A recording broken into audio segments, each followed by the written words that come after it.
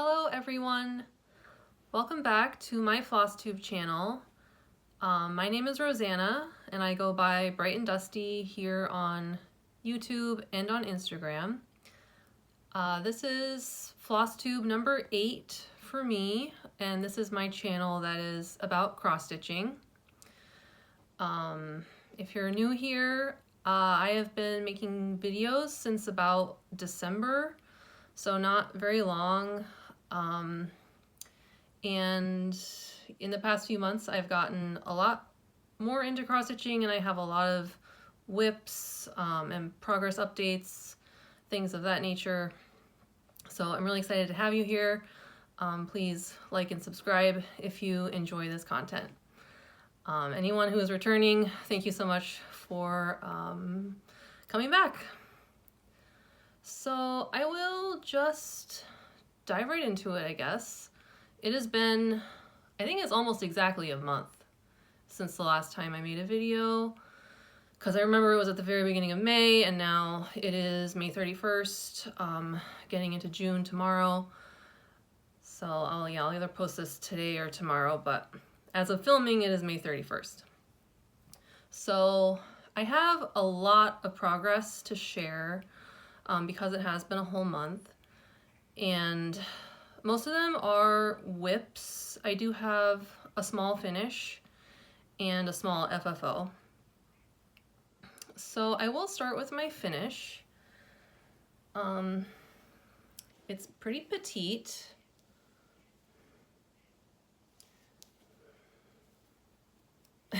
Sorry, there was a little hair on there.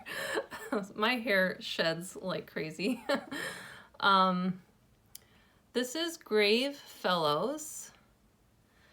The designer is Lindy Stitches, and this design is one of the ones from her spooky book, which has several different Halloween themed designs in it.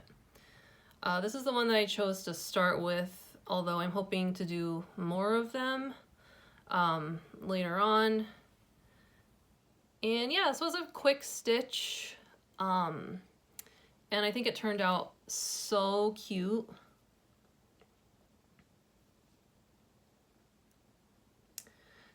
I absolutely love those birds and that vulture. And this fabric is, it's actually a linen napkin that I dyed myself. This is when I was first starting to experiment with fabric dyeing, and I think I've improved since this one. But I don't have a problem with the way it turned out, and I think it worked really well for this particular design. So yeah, I stitched it 2/2, and since this is a napkin, I don't really know the exact count. I think it's probably about a 36 count, just based on experience. And you can see that the stitches are pretty tiny, but the coverage of the threads looked so good. Like, you can't really see the fabric showing through on that vulture. So I was really happy with how this turned out, given that this really was kind of an experiment with the napkin. But like I said, I am really happy with it. So that was my finish, and I used the called for DMCs. Okay. And then I did have an FFO. I actually don't have it to show physically, so I'm going to show a picture of it. This is Shelter from the Storm by Scattered Seed Samplers. And I actually decided to give this one to my mom for Mother's Day, and so I don't have it anymore. And I FFO'd it, at the beginning of the month, before I went down to visit my mom for Mother's Day, and I found like this perfect frame for it. I think it turned out really nice. The color, the light blue, really matched with like the little raindrop snowflake type things that were in the design. So I was thrilled with how that turned out. She really liked it. And yeah, I'm sure she's got it displayed somewhere down at the house in Pennsylvania. So this one I just used overdyed floss from my stash. I did not use the called for colors, and I think it turned out really nice. It's on a 27 count even weave, 3/2 actually. Okay, so that was that one. Feels weird not to like have it to show, but those were my finishes for this month. And the rest of the stuff I have is really like all my WIPS. And I made a lot of progress on some of them. I guess what I'll start with is the one that I am shocked by how far I got with this. So the pattern is called Unicorn's Garden by Sprouting Lupine, and here's a picture of it because I have the PDF, not a physical copy. And here is where I got. Actually, gonna see if this looks better with a board behind it.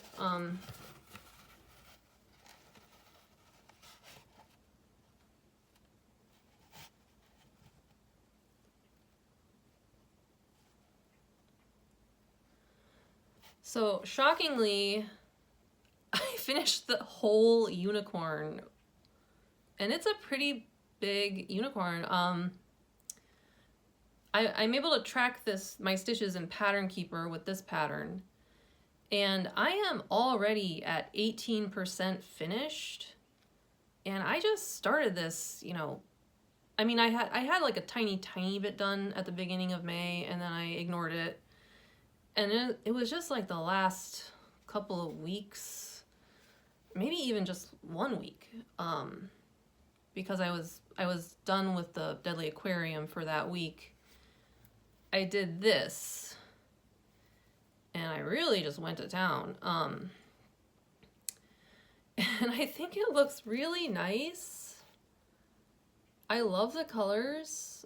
Her green mane and tail are just spectacular. I would have never thought to do that as a designer, but it works so well. She looks so beautiful. So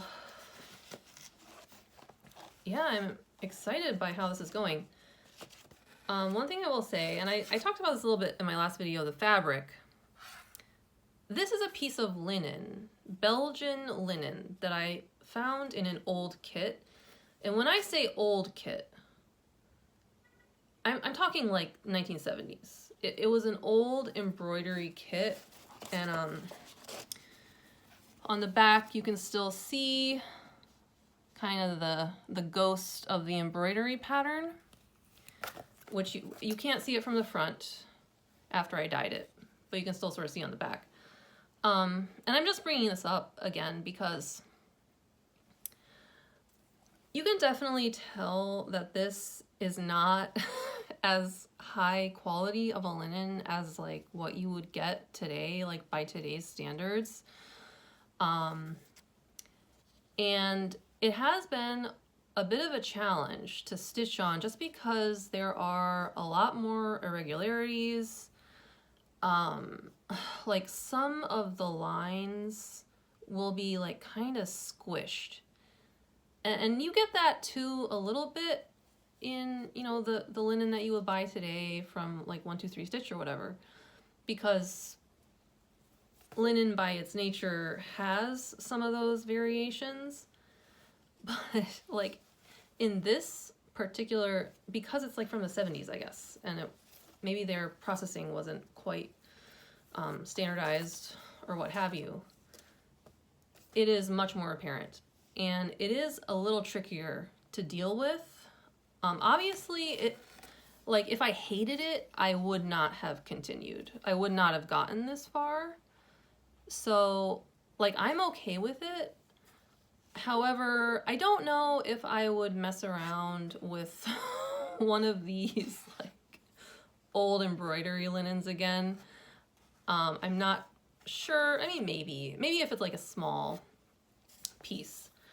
But I guess that's just like a word of caution. If you're messing around with like upcycling some of this old linen, just be aware of what you're getting yourself into.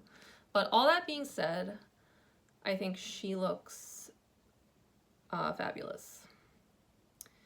And I do think I will be putting this one away now that I've finished the unicorn. I might put this one away for a while. I mean, I've got other things I'm working on. And the Deadly Aquarium is kind of like my focus for the summer. All right, so that was Unicorn's Garden. Let me make sure I'm not missing anything I wanted to say. I don't think so. Another reason why I might have been able to get through that unicorn really fast is because with that piece, I am doing the two-handed stitching with the twin pointed needles. I've talked about these needles in a couple of my previous videos. The eye is in the middle. And you can watch, there's a bunch of YouTube videos showing how to use these needles if you're not familiar. Basically, it just makes your hand motions more efficient, but you have to have like an embroidery stand so you can use both hands. One thing I wanted to add, when I had talked about these needles several videos ago, maybe like 4 or 5 videos ago, when I had just been getting started with them, I started with the 26, which is what these are. So it's size 26, and I am still using this one. I haven't broken it yet, and this is months working on several projects. So I'm really happy with the size 26. I did try the size 28. Sorry, I'm showing these. You can't even read what it says on there, but this is the size 28. And as you can see,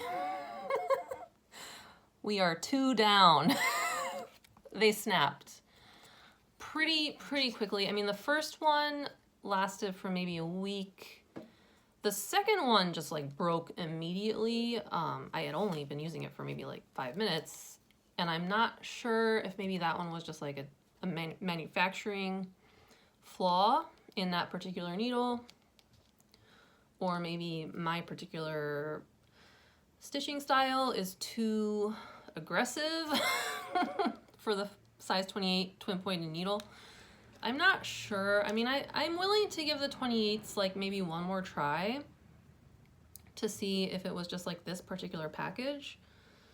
But they do seem to be a little bit more fragile. And for me, the size 26 has been working fine on a 36 count, a 32 count linen. I have even used it on a 40 count.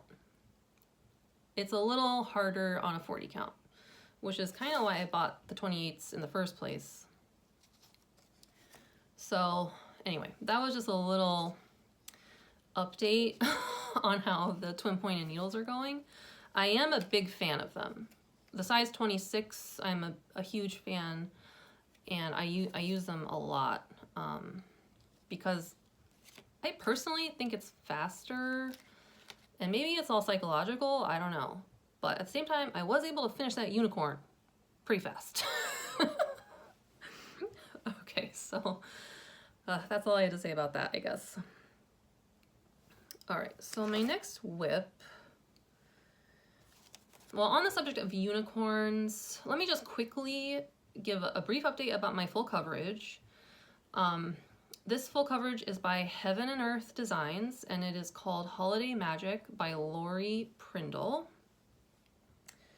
And last time I introduced it, I had just started it and I was about 1%. And I haven't, I mean, obviously it's full coverage. It is like, it's going to be years in the making, so I don't have like anything really impressive to show. So I'll just like, I'll hold it up. I am now at 2.5%. So that's, you know, it's okay. And I'm doing this 2/1 on 25 count Easy Grid Lugana. Yeah, I think that's right. And yeah, I'm excited to sort of get into more of the shading area here with all these like pretty purples and stuff. I'm working on the border sort of like bit by bit. So yeah, this one is gonna be a long time in the making. I was thinking of maybe assigning this like a day of the week where I pull it out. I've seen a lot of people on Flosstube doing that, where they pick a specific project and they just say like every Sunday I'm gonna work on this project, just to make sure they make progress on it. I might try to do that with this one because I do enjoy it. I don't want to work on it every day, but I do enjoy it, and eventually I would like to see it finished. The last thing I'll say is that like in my stitching calendar, I don't know if you can see this. Yes, I call it unicornaments, which is a combination of unicorn and ornament, because in one of my other Flosstube videos, someone made a comment with that phrase, and I thought it was hilarious. So, I mean, the actual name of it is Holiday Magic, but in my book, I call it unicornaments. Sorry, I am too easily amused. But that's my full coverage. That is my only full coverage that I'm currently working on. Although I've bought a few others from Heaven and Earth Designs when they were having a couple of their sales. Just, you know, in the future, if I ever finish that one, maybe I'll want to do another one. Who knows? All right, so that was both of my unicorn whips. This next whip is State Fair. And yeah, I am getting more into the summer stitching now, and this has been a real pleasure to work on because it's so colorful. This is from the World of Cross Stitching magazine from August 2023.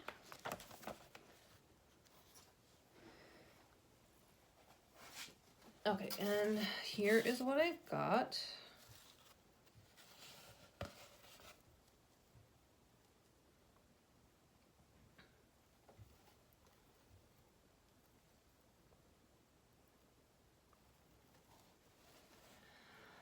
So, this is pretty significant progress since the last time you saw it. All of this stuff is new. Yeah, I realized somewhere up in the little like stable here, I got off by a couple of stitches. I don't really know what I did. I decided to just leave it. And I don't think it's gonna be that big of an issue because everything else like over here and over here is kind of like separate. So I'm just gonna leave it the way it is. I don't think anyone would ever really notice. I mean, mostly just using the called for colors. I did have to make just a few substitutions, but they're pretty close to what was called for. This fabric is 32 count Blue Whisper Belfast linen that I got from 123 Stitch, and I'm stitching 2/2. And I'm also using the twin pointed needles on this one for the most part. So I was like hoping maybe I would have this one done by the end of the summer. I don't think that's going to happen now that I am concentrating so much on Deadly Aquarium. I just don't think it's realistic, but maybe by the end of next summer, this will be wrapped up. But I love all the colors. This is such a pretty one.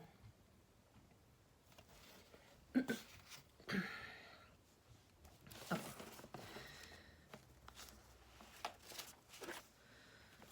And then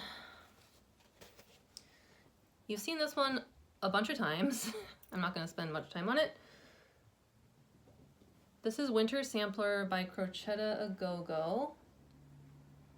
And I forgot to bring the model out here, like the physical pattern with the photo. I've showed it in all of my other videos, and plus I'm sure you've seen it elsewhere. It's really popular, so I'm not going to bother showing it right now. But here is where I got.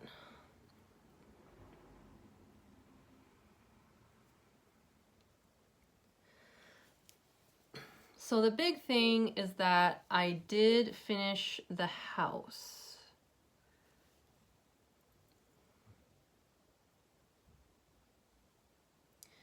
And that took a long time. It's really big. It's all fill-in.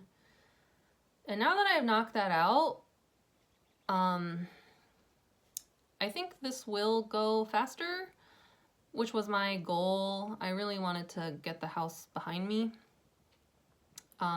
This border is going to be, I can already tell, it's going to be annoying, but if I just work on it a little bit at a time, I'll probably be fine.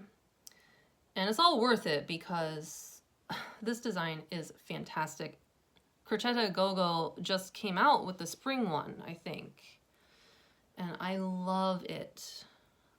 I'm really tempted to do that one too, even though it will basically be stitching the same exact sampler, except that the animals are different. But it also has like a massive border like this. I mean, they're meant to be a series and look symmetrical. So maybe one of these years I would do that one, but all the animals in that one are so cute. So this is one I am probably going to be putting away until it starts getting cold again. I just got too many other things happening. But yeah, I love this one. This is 36 count linen, Vintage Country Mocha, and I'm stitching 2/2 with all the call for DMCs. All right. This next WIP, it's a smaller one, and I have this one, I downloaded this one as a PDF, so here's a photo of it, and Stripes by Shakespeare's Peddler. And I didn't take this one out of the Q-Snap because you can see all that I have done, but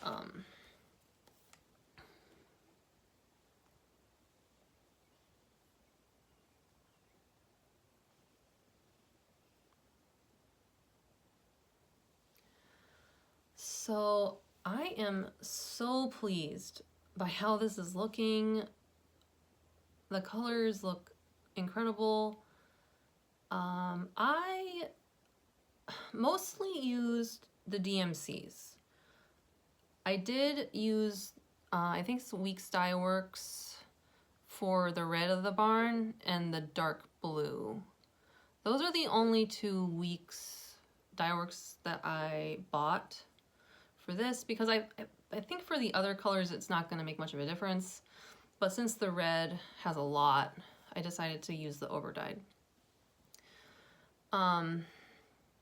This is a vintage linen napkin that I dyed myself, and honestly, I am absolutely shocked by how fantastic it's looking. You know, you never know with these napkins. I mean, this one looks pretty good, but I think this is like at another level, and it's so fun to stitch on. The, you know, unlike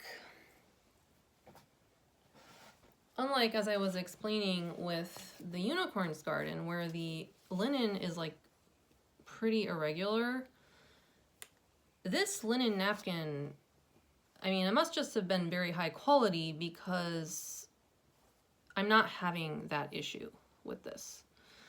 The grids are pretty small. I would estimate that this is probably like maybe a 38 count, possibly a 40 count.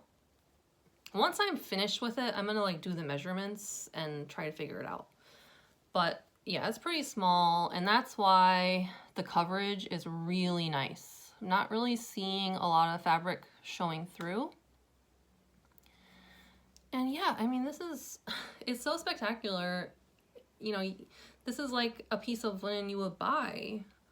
And all I had to do was just dye it with a little bit of the taupe Rit dye, because this was a very pale napkin. And yeah, I've got like 4 other napkins from this same set, which I will definitely be using. I will definitely be using them for small projects, because there is nothing wrong with this linen as far as I'm concerned. And I think it looks incredible.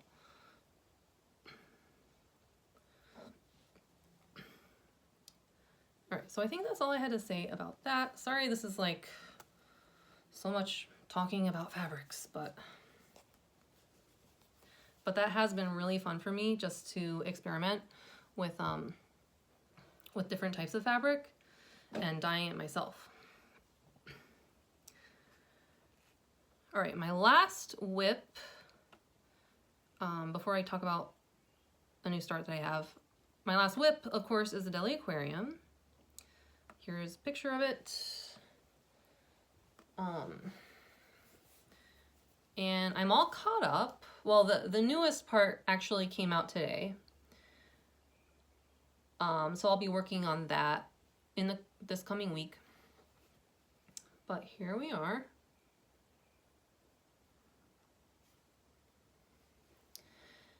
And yeah, it's coming along. And I'm enjoying all the different sections so far. The eel is super cute. And I'm looking forward to this week, which I think is some kind of like puffish. Don't quote me on that. I forget what it's called, but it's scary. A porcupine puffish or something, and it's got like all these spikes. So yeah, and in my stitching calendar, because I've been working on Deli Aquarium, I put in like this killer whale and then this like really hostile crab. So it's been a ton of fun. That linen is a 32 count. Another one that I dye myself, and I'm stitching 2/2. I'm gonna take a sip of my soda.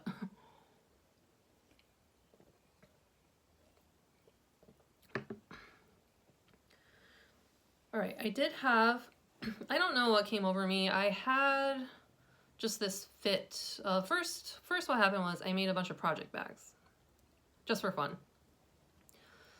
My husband, Andrew, was making fun of me because like the project bags are outpacing the projects. I have more project bags than I have projects right now. Just because every now and then I'm like, oh, I want to get off the sewing machine and just like make one. So I got into this little fit where I made like 3 or 4 project bags.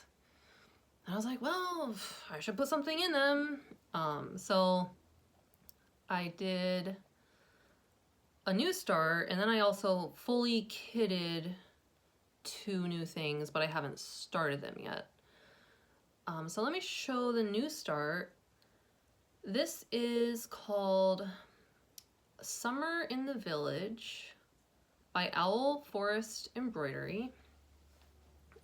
What happened was I was watching Cross Stitch the Globe, one of their most recent videos. They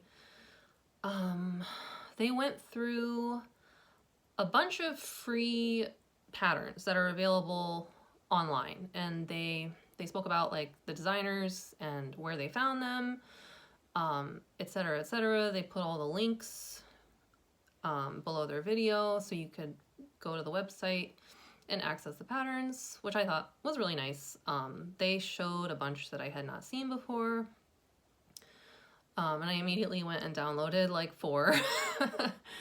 And I was aware that Owl Forest has quite a few free patterns that are really, really nice. Just incredible designs, beautiful colors. Some of them are really big, and then they have some small ones. So I was aware of them, but I haven't ever done one before. And the one Cross Stitch the Globe showed was this one, Summer in the Village.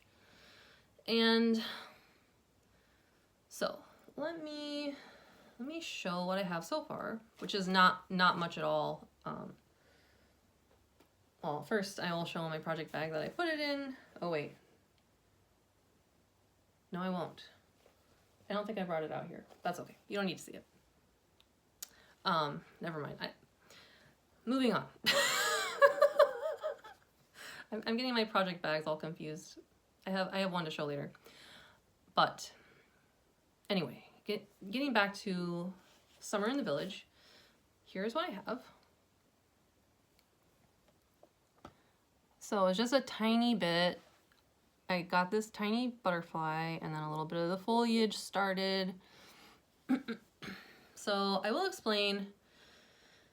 The reason I decided to start this is because I have been wanting to try 46 count linen for a while.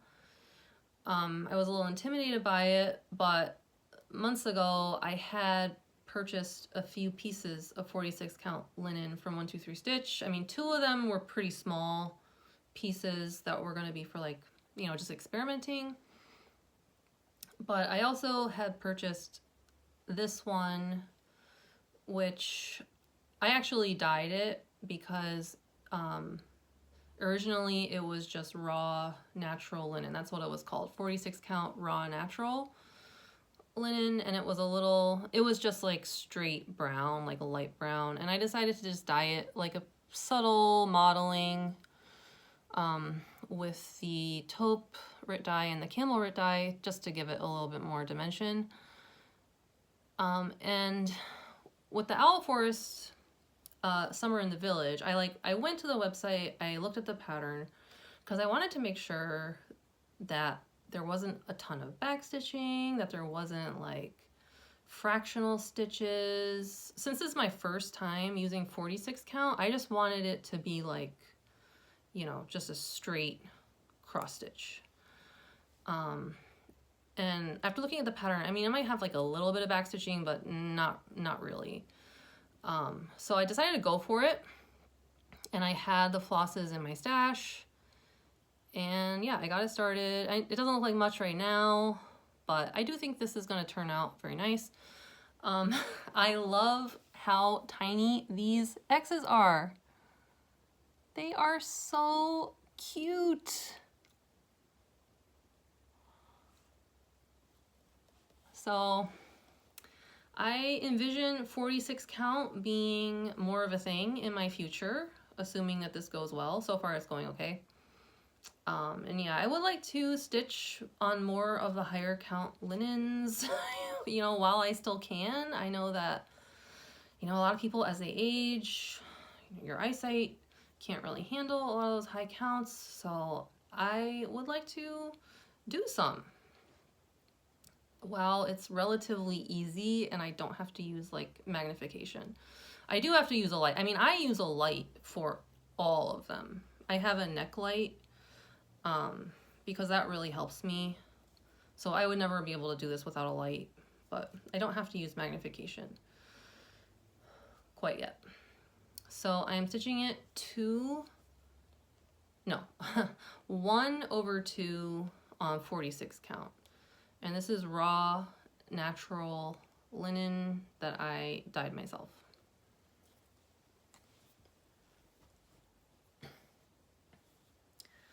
So that was my new start, which I started actually yesterday, while I was in the midst of finishing my unicorn. And let me see. Then I kitted up a couple things, and this is where I'll talk about my project bags. So first thing I kitted was Bella Filipina, the glass slipper. This is a new release, and as soon as I saw it, I knew I wanted to stitch this one almost entirely because of her dress, which I love. I just think that is a gorgeous dress. Like, I'm not even, like, as far as Cinderella is concerned, that I wouldn't say that that's even really my favorite fairy tale, but I thought this design was spectacular. It is my favorite out of all of the Bellafina princesses that have come out so far. I think there's like four or five. But I love the colors. I love the style of the dress with the sweetheart neckline, off the shoulder. I wish I owned that dress because it's so beautiful.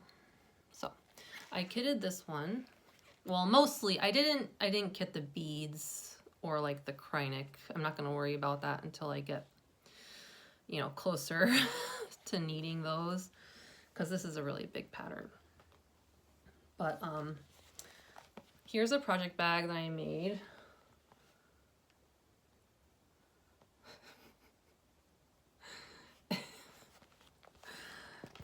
I mean, this fabric is just awesome. It's these dragons. Because I was listening to this audiobook earlier this month called Fourth Wing by Rebecca Yarros. And that book has a lot of dragons in it that are awesome. So, like, I had dragons on the brain. And then I was at Joann Fabrics, just like kind of browsing. I think I went to buy some more vinyl. And I saw these amazing blue dragons. So I was just like, I have to make a bag with this. And the bag turned out really nice. But do you know how I know that this bag belongs to Cinderella?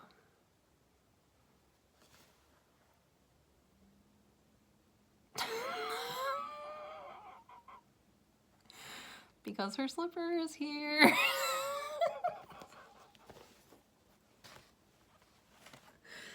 I don't know. Clearly, I have way too much fun with this stuff. As far as the fabric for the glass slipper goes, I'm not 100% sure yet. I have been, as I said, have been experimenting a lot with dyeing. All of these I dyed from a linen tablecloth that I found, and I just cut it up into pieces and I dyed it a bunch of different colors.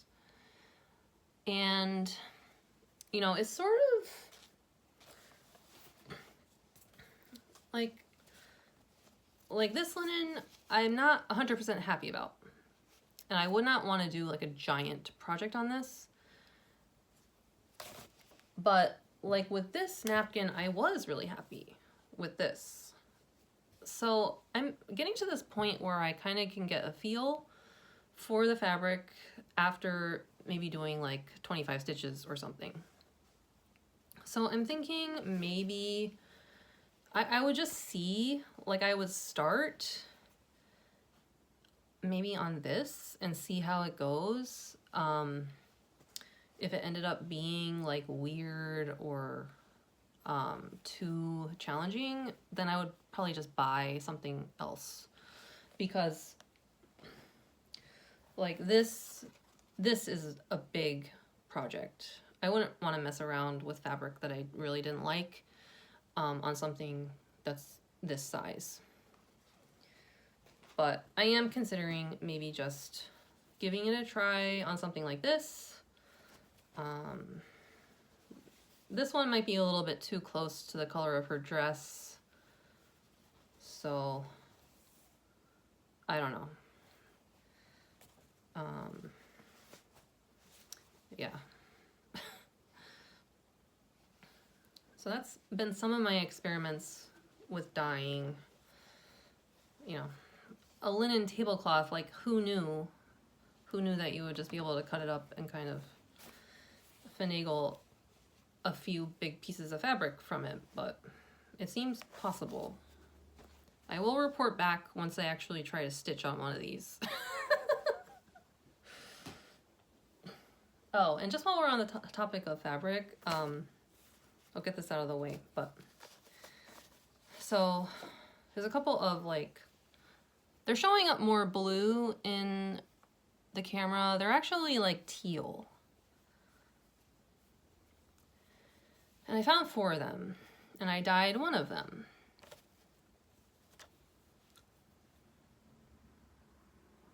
Look at that blue. I could not believe this because these are like really teal. And what I did was I used purple RIT dye, which I diluted. And I thought it was gonna turn into like even maybe like brownish or something, or just like have some weird modeling. I can't believe it turned out like this blue color. That really just shocked me.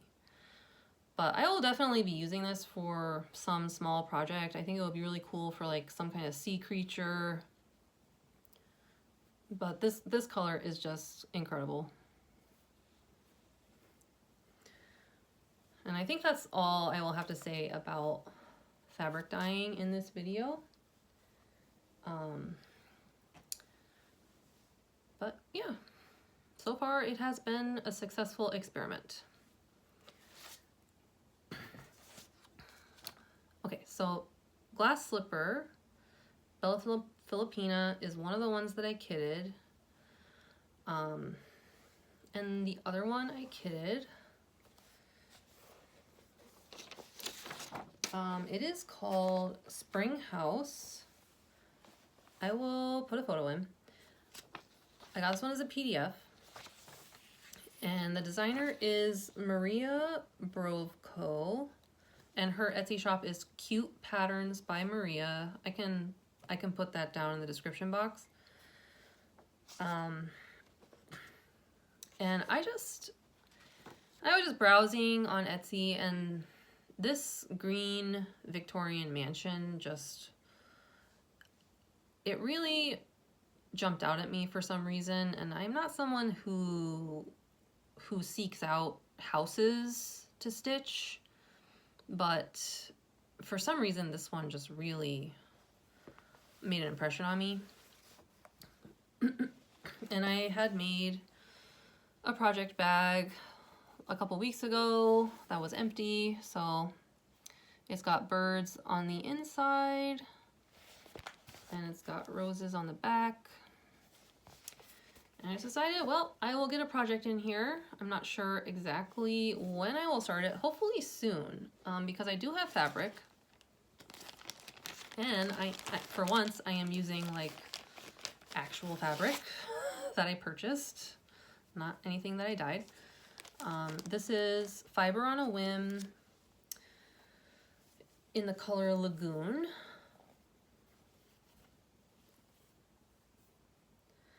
So it definitely has a little bit of a minty green feel to it. It's pretty subtle. Like I want to say minty green or seafoam green. And this is a 36 count. And I chose that because in the pattern for the Spring House, there's a lot of like blended threads where you have to combine 2 colors at once. So I want to be able to do 2 over 2, not 1 over 2. So I'm going to use the 36 count Lagoon linen. And this is not a small pattern, and there is a lot of backstitching I saw in the pattern. So this one's going to take a long time, but I think it'll look gorgeous when it's done.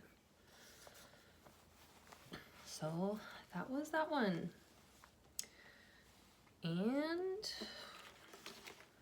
I think that is all of the things that I kitted, and I covered all my WIPS. I don't have that much haul. I have a couple of things.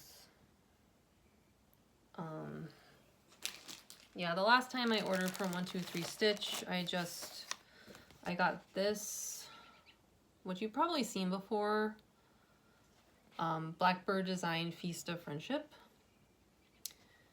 And I've seen other floss tubers who actually, you know, finished this or are working on it, and it looks really, really good. Like better than the cover photo, even though this cover photo looks really nice.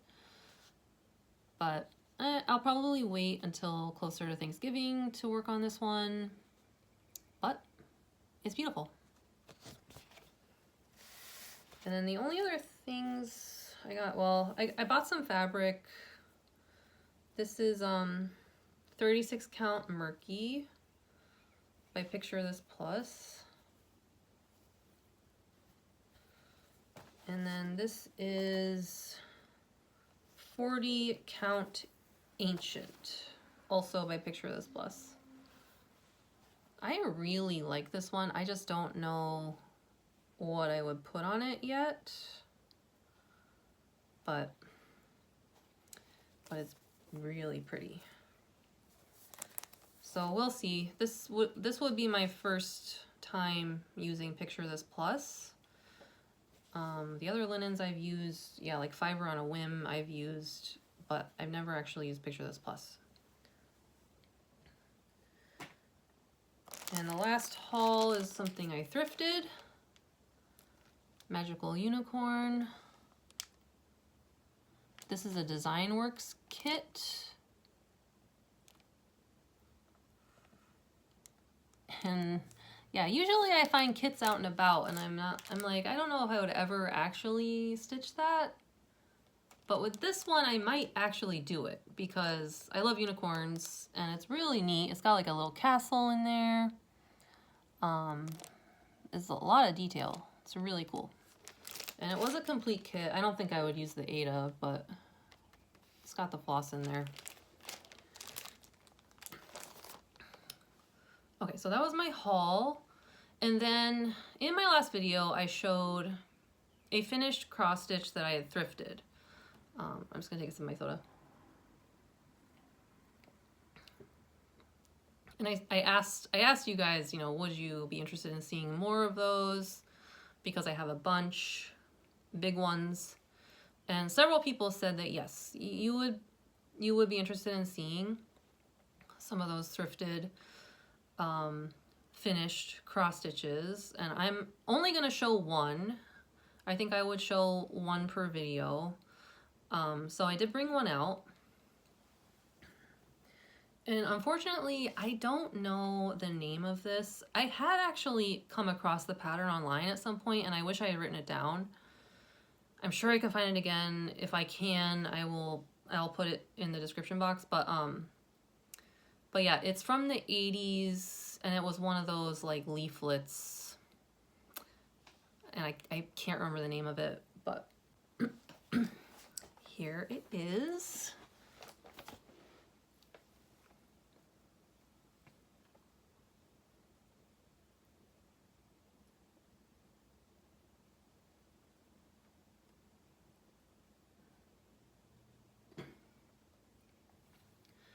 So obviously the level of detail here is amazing.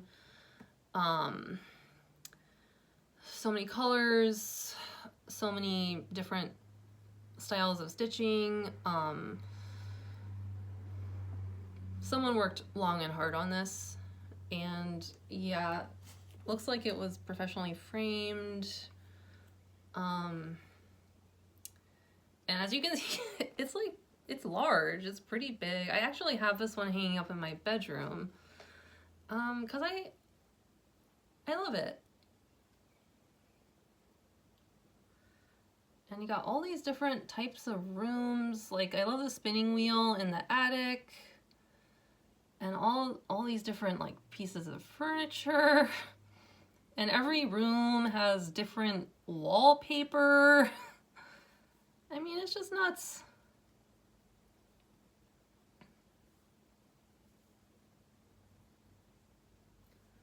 So that is one of the ones that I found. a while back. It was probably a year ago or so at this point. And yeah, in future videos, I'll try to show a different one that I have hanging up.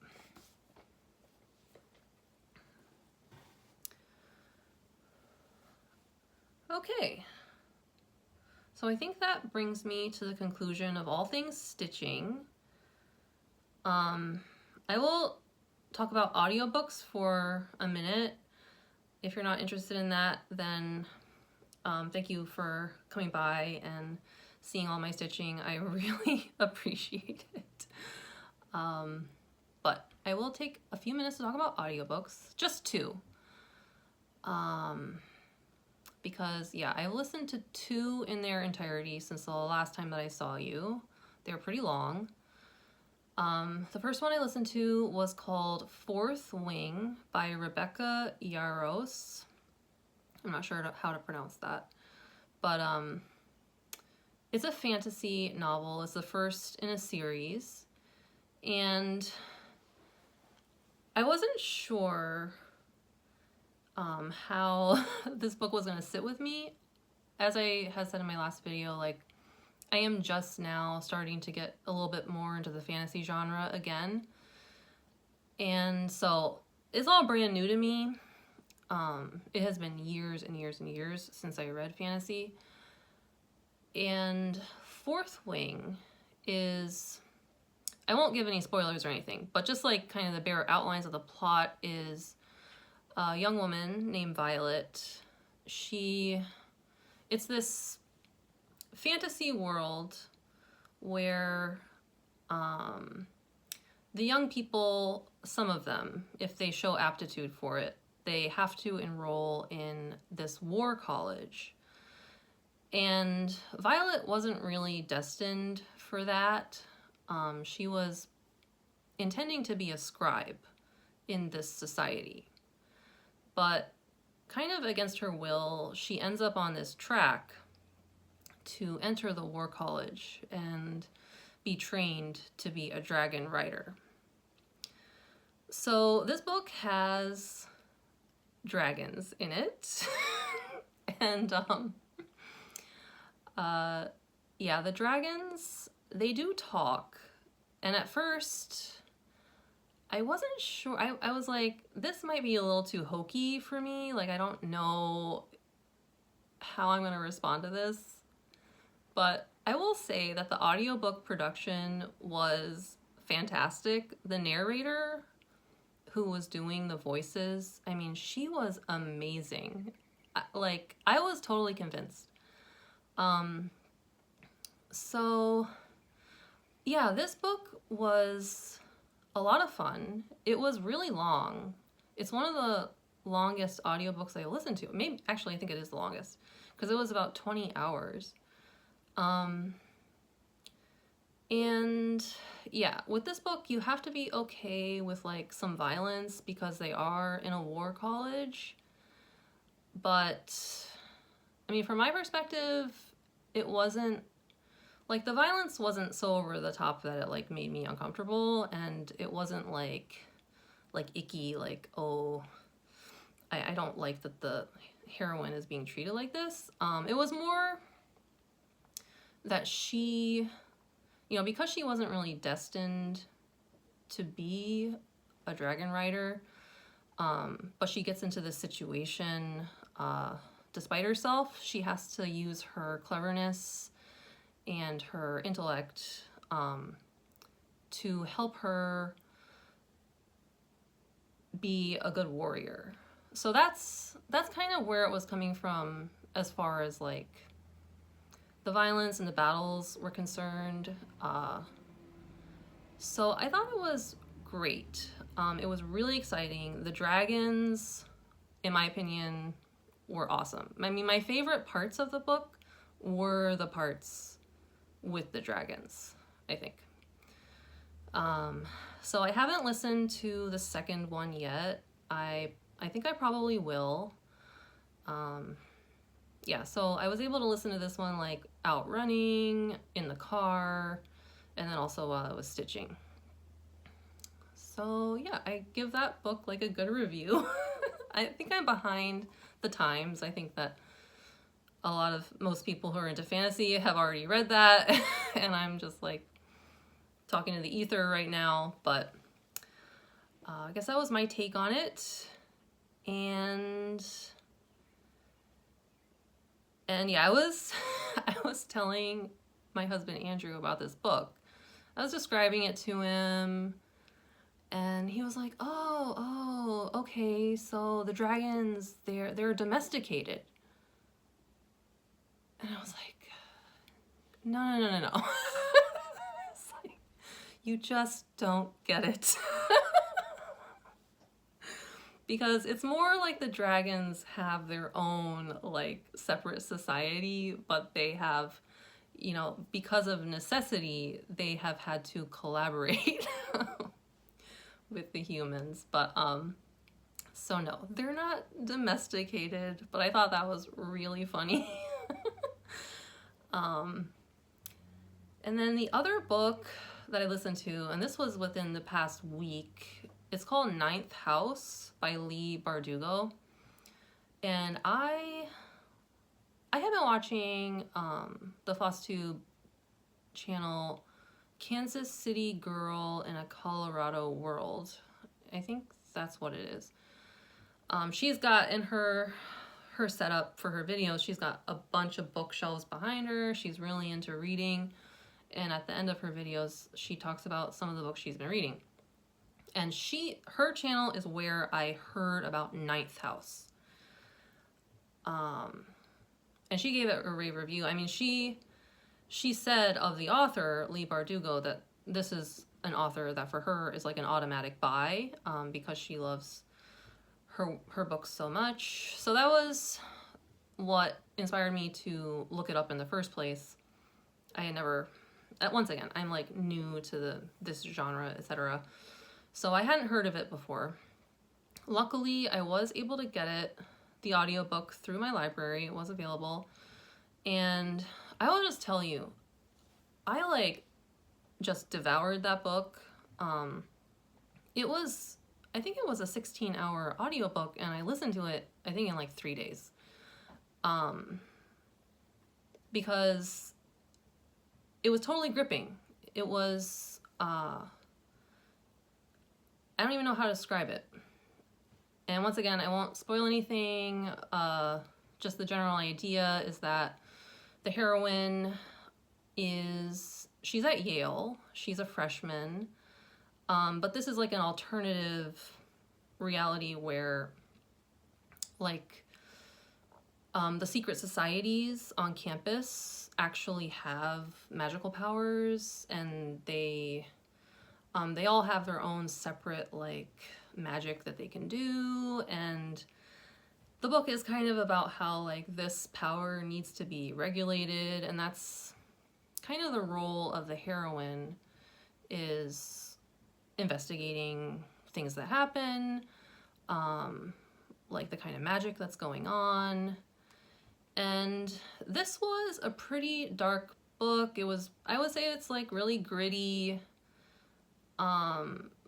Yeah, more trigger warning for this book than for Fourth Wing, because, you know, the heroine had a pretty lousy childhood, and there are descriptions of like things that happened to her when she was younger, etc., etc.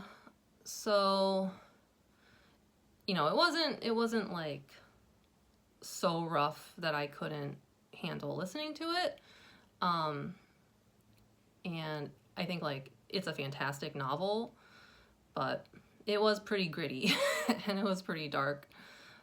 But this author, Leigh Bardugo, just has an incredible imagination. All of the stuff about the magic and just the scenes that she was setting up with, you know, there's ghosts in this book, just a lot of like spooky things. And wow, I was tantalized. I listened to it just like so fast. And I have rented the second one. I was able to get that one through my library system as well. So giving that one a try. and we'll see how that goes. But the first one was amazing. And yeah, I guess that's all I really had to say. And if you sat through that little spiel, thank you. I don't get to talk about books much anymore, so this is like, I don't know, kind of an outlet for me or something. I don't even know, but yeah. Thank you for sticking with me if you made it this far and watching my Flosstube video. Yeah, I will probably do another video like maybe in a month's time. That seems to be what I'm able to figure out at this point. But anyway, I will catch you next time. Happy stitching.